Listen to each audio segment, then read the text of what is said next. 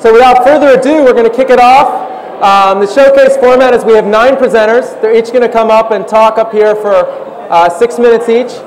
We're going to start with Adam Towvim from Jumptap. Welcome to the LA AppShow, Adam Towvim.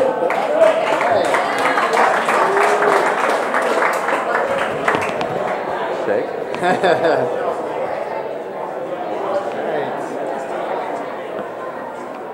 As high as you can. There we go. Hello. All right. Did you guys all tweet out that link? sfappshow.com/live. If you didn't, will you do it now so we get some more people watching? Thanks. So tell us about Jumptap, Adam. Why did you come all this way to be here tonight? So I didn't just do it for the frequent flyer miles. For those who don't know Jumptap, we are one of the largest mobile ad networks as measured by Nielsen in terms of mobile uniques. I can't remember whether we were the largest before certain acquisitions closed, but you know we're certainly way up there, and we really focus a lot on being a premium network, using our targeting intelligence to deliver very high returns for advertisers on their ad spend, and making sure that developers, premium media properties are capturing the highest monetization possible inside of their apps, Android apps, iPhone apps, iPad apps, and of course, just about every possible device supported across the mobile web. And we have a great time with it. We really pride ourselves on being an independent network. You can see our snazzy Passport to Freedom program here. If you're an independent app developer and interested in tapping into some of the benefits of the fund, we certainly welcome you to do that. But we really pride ourselves on being independent, and that means covering as many rich media ad units as possible, video pre-roll and pre-app interstitial, and of course banner and even text ads. And we're talking all mobile platforms, iPhone, Android, BlackBerry? All mobile platforms. We support over 5,000 handsets in market. And we provide SDKs for developers so that they can get some of the richest experiences and measurement inside their apps. So Adam, there's some big brands out there in the audience tonight. We've got Fox Network here in the large numbers. We've got some people from Live Nation and Ticketmaster. Those 2 companies have now merged, and I think some of the other studios might be here tonight. What are you seeing in terms of big brands doing mobile ad spends, and what's been the most effective on your network?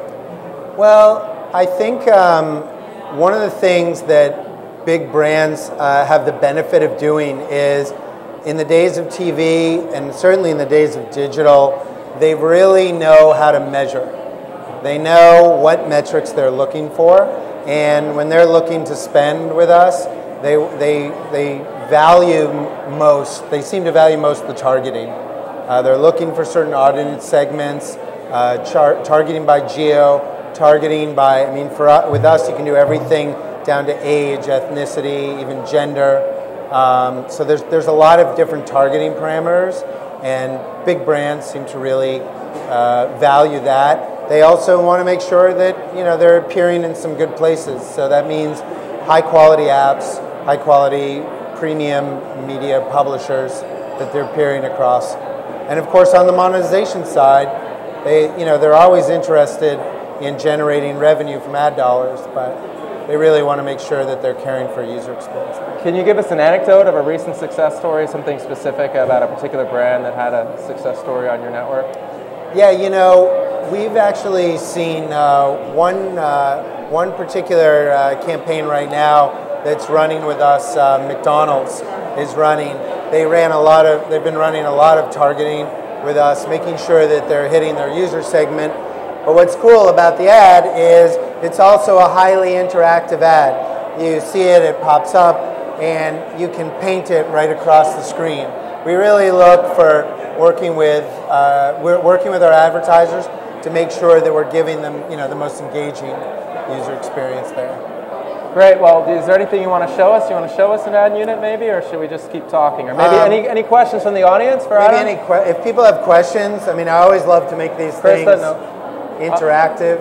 So the other audience that we have out there in large numbers is obviously app developers, and we're app developers ourselves. So As an app developer, whose budgets are probably significantly smaller than a big brand, what are some effective things that app developers can do on your network to promote their apps? Yeah, you know, we really encourage people, if they are going to promote their app, time it with a launch or a big version update, and make sure you're doing concentrated buys. Those are the ones that will really give you a quick rise in the rankings. It will also generate the SEO snowball effect, is what we call it. Right. And it really allows you to take advantage of, if you've got a good app and you're doing a concentrated promotion of it and you get that boost, you're able to then have some big follow-on effect, because naturally people are coming back, they see you're highly ranked, they see the good reviews, and it flows from there.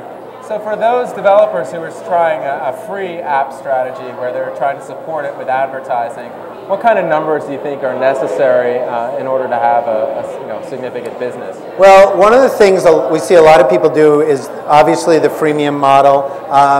Everybody's heard of it. Not everybody thinks about how to make the best use of it, because what you typically think of is that those free users out there are naturally going to become premium users.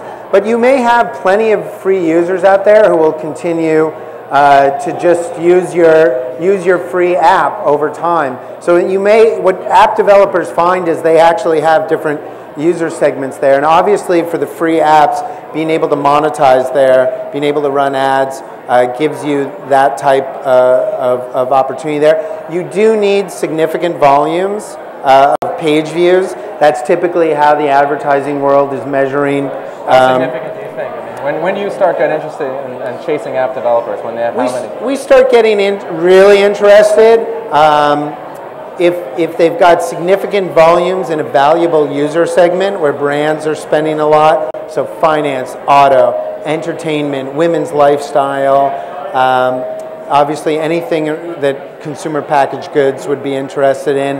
When people have 1, 2 to 5 million page views per month, that's a bare minimum, I'd say, for where people get really interested.